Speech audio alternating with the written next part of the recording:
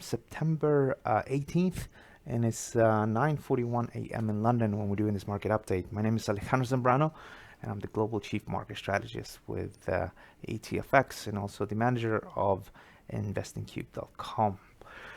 Today should be quiet, at least in the morning, and then probably get some fireworks around 6-7 p.m. when the Fed rate meeting is due.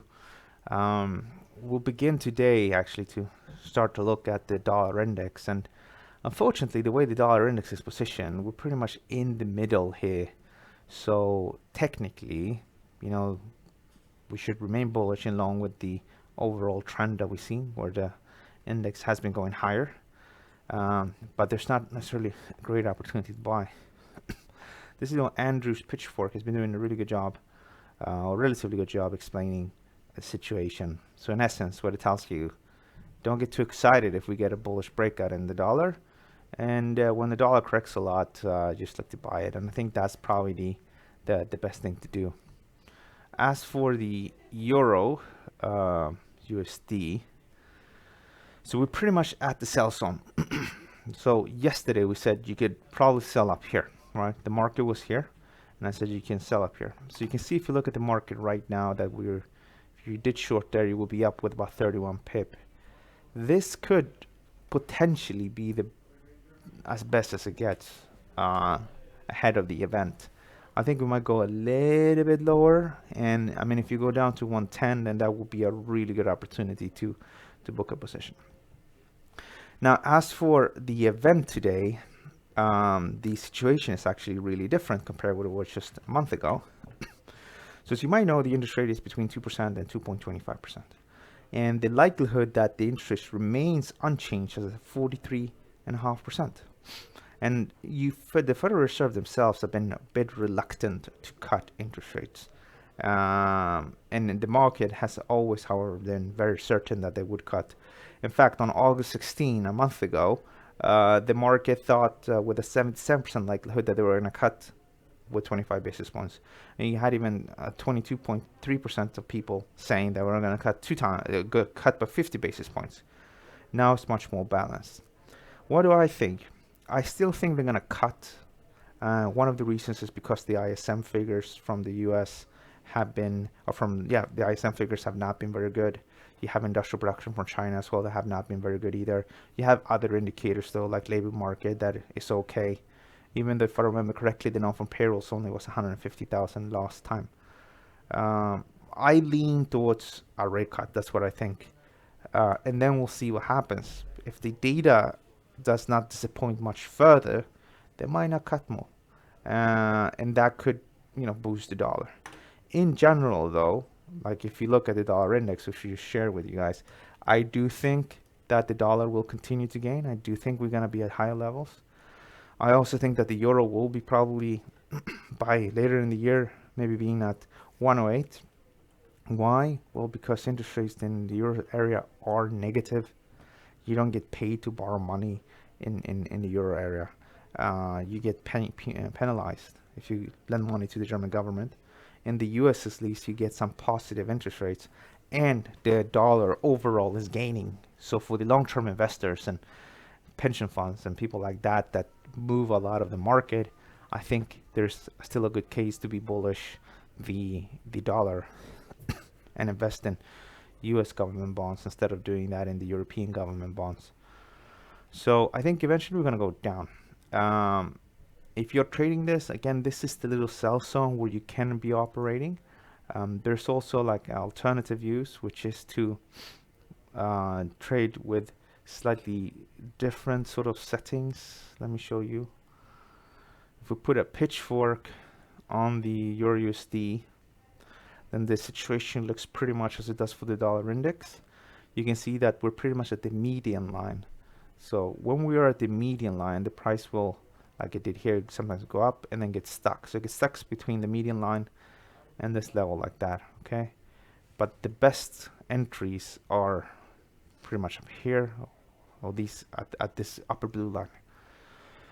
So you have the short-term setup. You can work with that in the euro if you wanted to. And then we have the alternative, which is to be bearish from higher levels. pretty much up here. Okay, as for GBP, we just got some figures out, and UK consumer price index was 1.7%, lower than the 2.1 in the prior month. Core inflation was 1.5%, which is lower than the 1.9 in the prior month, and they were all below expectations. So what you're seeing here is the pound moving slightly lower. Now I reckon that we needed to go lower anyway. Yesterday I said people probably gonna buy here, and I put a level around 123.85 or so. Unfortunately, we missed out on that opportunity, and now what I have done, I bumped this up a bit to 124.13.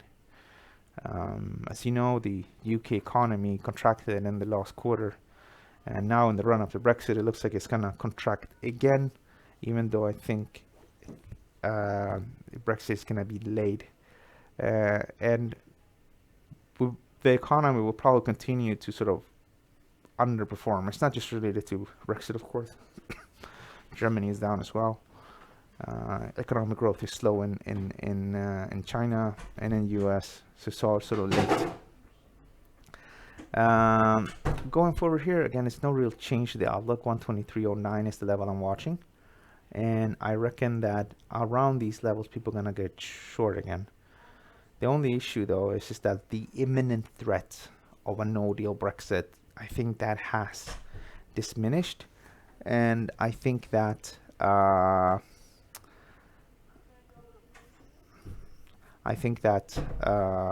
about that.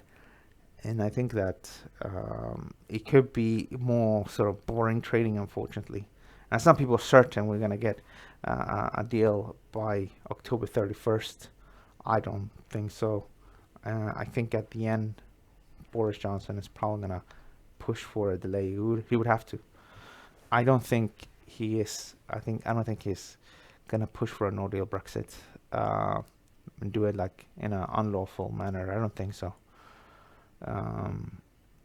Could do, but I don't think he's that sort of person. I don't think none of these guys are that sort of person. So I'm gonna I think we'll literally see. Technically though, we don't have to. It's not that complicated. You got higher and higher lows, and we'll be bullish. But up here, I think it's time to start to get bearish again. But again, we're looking to trade this to the upside for as long as possible.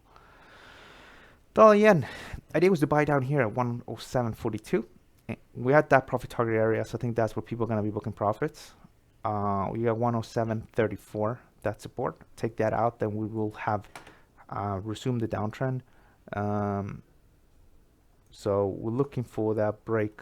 So we're having all these different, it's just like something like that. We're in one of these up moves right now. This one just happens to be slightly more aggressive than usual. But eventually, somewhere here, we should have some sort of reaction. If you don't believe that, then 107.54 is the level where you want to be buying with stops just below. Brent crude. So what's going on here? Well, we had a nice article about this yesterday. Level where you want to be buying with stops just below. And what happens here is that, let me see here. There we go. What happened here yesterday is that the Saudi energy minister says that half of sort of the oil production had been restored following the drone attack, and that the rest of production was anticipated to be restored by the end of September. And we just need to see how that plays out. I'm not 100% sure if they're going to make it. I mean, I do believe that they're doing their best to restore production. I think they're working overtime, but it's always difficult with these sort of things. And therefore, I think it could sort of take slightly longer. The effect, though, on Brent crude, though, is that the whole thing plummeted, right? And I think the situation here, I would not, when the headline was out, the whole market collapsed, right? So we talked about buying potentially down here yesterday, but obviously when you have a headline like that coming out and you see prices plummeting, the first thing we do is not to buy on the back of that headline. Does that make sense? Unless you believe that, oh, that's nonsense. So that's why I would not have been buying here. The way it looks like, the way I reckon this is going to play out, I do think it's going to try to close much more of the gap. I have that feeling. And then maybe when we're down here again, that's when we have news of maybe sort of military escalation against Iran, and then that could be something that could drive the market. So I don't necessarily think things are over. This is US oil, and it's probably, I think, the better option to trade, not West Texas, or not Brent, but West Texas. The reason here is that we're at pretty much at that breakup point at the upper trend line. And then if you look at the levels here, you have this little high here and high here. Then you have some more highs down here. So these levels, we've proved resistance, are probably going to act as support now. And it's perfectly fine if you want to give it a shot to get involved here. It's definitely high risk, but if it does work out, risk-reward ratio looks relatively good. If we don't and we just trade lower, we're still going to be in an uptrend. It's just that it's going to go start from down here, I think. Gold prices, wow, quite boring, right?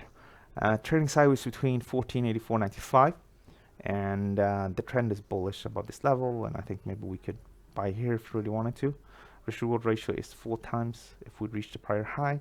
If we take this level out, I think we'll trade a little bit lower, and then I think people will try to rebuild positions from low levels. Because you always have these different trends, right? And they go like this. So within a trend, you can have that longer term uptrend, right? It goes like that. But in the short term, you know, you're going to have bull trends, and then you're going to have bearish trends. And sometimes the market does like this, goes up, and then goes like that. And then it goes down. Now the long run trend remains intact, right? But sometimes the short term trend fails here. And in fact, it turns really narrow bearish. It's not just a little pullback anymore. It goes rather bearish. And that's exactly what may happen here. Because it even looks like a head and shoulders with a head, left, and potentially the creation of a right shoulder. And you could break here and go down, but this doesn't necessarily mean that the trend that we've been working with here and that's been in play here since October 2018 is over. You could put a fib on this like that, and you can say, well, you might bounce here, here, or here. In general, the big level is 1401. That's the level. As long as you trade above that level, then the ascending triangle that we've been talking about, which is this one, is in play. We can still reach 1600. The head and shoulders with the head, double right and left shoulder is also still in play. That gives you this sort of profit target, and that's 1700. So all those patterns will be in play as long as you trade above 1401. But you can of course have, again, that short-term capitulation, and then the market is going down. German DAX holding up relatively well. However, this is not the time to buy. The time to buy was down here. The time to book profits is up here. And if we do trade below 12,312, I think we're going to go down a bit. S&P 500, we did actually share a bunch of setups here buying, and we're now at the highs. I didn't believe that it was going to hold actually, but we shared those. We went with the technicals, and we're now at the highs. And I think maybe here at 29.45, people might look to buy. Alternatively, we take out the high and we go upwards. But ideally, it trades sideways for another week or two, and then we have a breakout, because that's going to afford us to maybe work with a little rectangle or something. You see here was a bit of a rectangle, right? So when we go up, we kind of know how high the price could go, and stop loss can be placed just below. At the same time, the longer we stay sideways like that and we suddenly have a little pattern like that, then we get a more of a bearish bias, and we wouldn't necessarily be buying on the first dip. Okay, I think we covered most of the markets. See if you guys have any questions as well. Let me know what you think. We made some updates to the homepage. I'm not sure if it's better or not, but we're trying to make it in a way to be able to quickly show you. So not everybody trades everything, right? We're probably gonna make some more changes to it again, but you have the Forex, the latest 4 updates here. And if you want to click more Forex, click up here. You got the latest commodity updates here. You got the latest indices sections here, and the latest cryptocurrencies. We do also cover shares, but we don't really write too much about them unless it's earnings season. And then down here you have everything in sort of chronological order, and you can just go back as much as you want. We produce a lot of content. I think we produced maybe some 18 articles per day. So you really want to check this out. Let me know what you think. If you have any feedback on this. The website is still under progress, right? So we just launched it. So if you want to be part of helping us and you have great ideas, then let me know. Okay. So we have a good morning here from Kamarat. Thank you so much. I hope you're doing well. If you don't have any questions, any of you guys, then we're going to wrap things up. I'll be back same time tomorrow at 9:30 a.m. London time. Have a great day. Don't forget to like the video, and see you guys tomorrow. Thank you, and bye.